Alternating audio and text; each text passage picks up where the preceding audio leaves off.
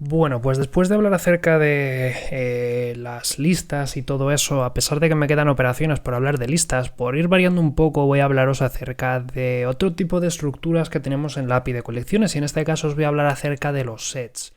Algo que me va a llevar un tiempecillo, además del resto de colecciones elementales como los mapas, pero de momento vamos a empezar hablando de los sets.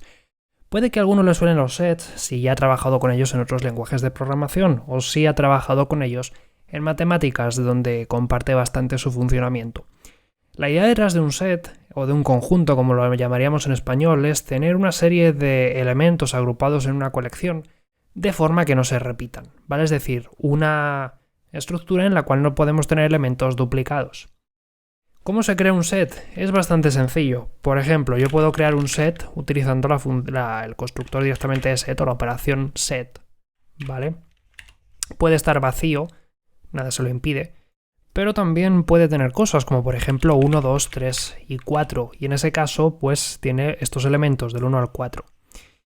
No obstante, como os he comentado, los sets no pueden tener valores duplicados, así que si yo intento agregar dos veces el 3 o intento agregar varias veces el 2, os fijaréis que ignora los repetidos, es decir, que al final solamente se queda con los elementos únicos, y eso es una de las cosas más importantes que caracterizan a los sets. Si yo en vez de un set estuviese creando una lista, pues evidentemente esto no sería así. Yo podría crear más cosas si a mí me apetece. Pero en el caso de los sets, pues no puedo, como habréis podido deducir, sobre todo ya digo si habéis trabajado con los sets de otros lenguajes de programación. Set es una clase bastante chula que tiene bastantes operaciones y os voy a intentar explicar poco a poco qué operaciones son las que más nos interesan. Antes que nada decir que evidentemente los sets también tienen operaciones como por ejemplo map o como por ejemplo, esta no os la he hablado ahora os hablaré de ella, pero tiene por ejemplo pues la isEmpty o la nonEmpty, es decir, que ciertas cosas que hemos visto con listas también están disponibles en el caso de set.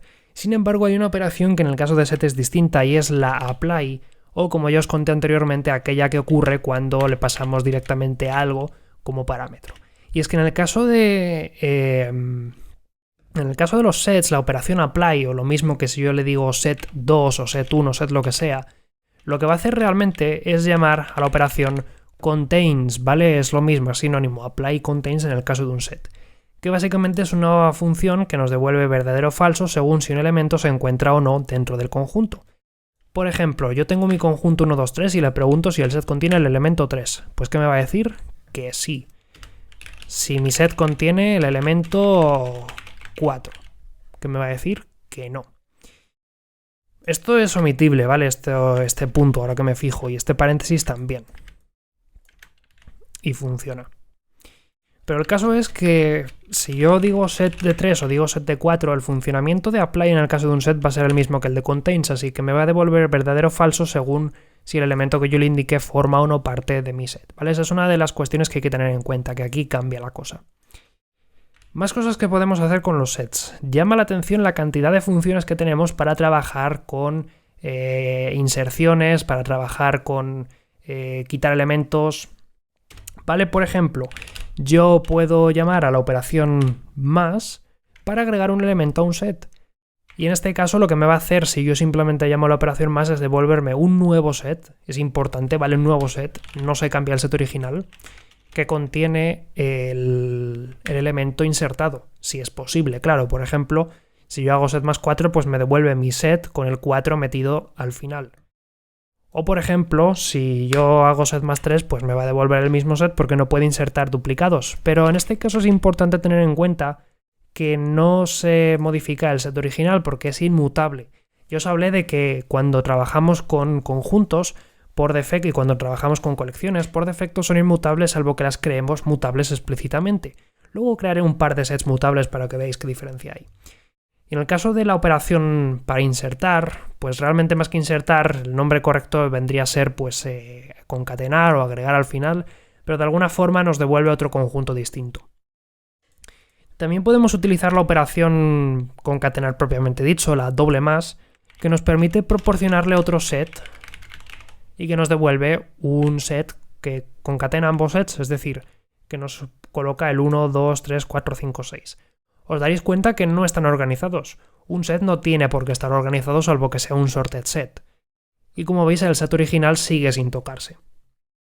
También otras operaciones comunes son, por ejemplo, la resta, que nos permite obtener un conjunto en el que no hay un determinado elemento. Por ejemplo, set-2 me devuelve el set 1,3 en el que ha desaparecido el elemento 2.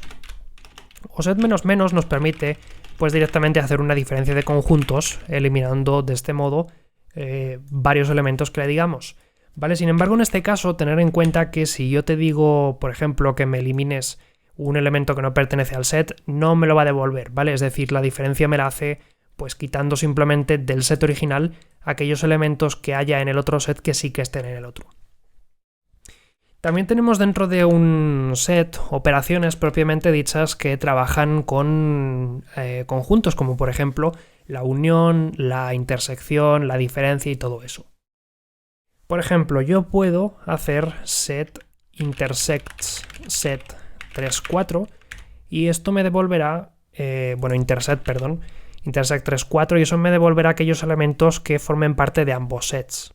O puedo hacer union y me devolverá aquellos elementos que sean unión, ¿vale? O puedo hacer div y me devolverá pues la diferencia del conjunto.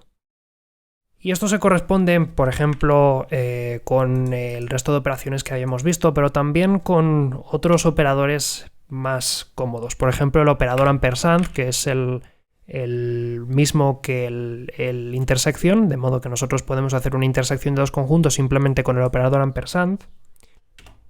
O por ejemplo la unión, que la podemos representar con el operador barra lateral, de modo que, barra vertical, de modo que yo pueda decirte otro set y tú lo que me hagas aquí sea pues obtenerme la unión de ambos conjuntos. O directamente puedo pedirte la diferencia mediante el operador ampersand tilde, ¿vale? Si soy capaz de escribirla bien, tilde así. No, tilde. Que básicamente me devuelve pues eso, la diferencia entre el conjunto que yo le pida y el otro que le haya dicho, ¿vale?